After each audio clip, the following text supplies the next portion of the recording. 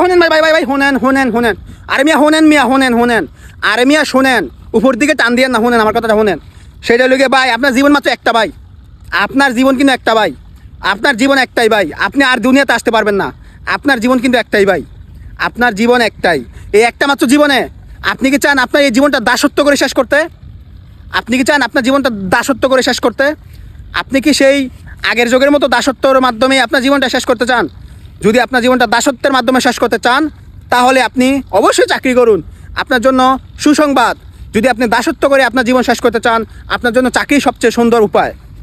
চাকরি আপনার জন্য সবচেয়ে সুন্দর উপায়। যদি আপনি আপনার জীবনটা দাসত্ব করে শেষ করতে চান তাহলে আপনি অবশ্যই চাকরি করুন, অবশ্যই আপনি চাকরি করুন। কারণ আপনার জন্য চাকরি যথেষ্ট আপনার জীবনটাকে দাসত্ব করে শেষ করার জন্য। তাই আপনাকে আমি বলতেছি, যদি দাসত্ব করে জীবন শেষ করতে চান চাকরি করুন।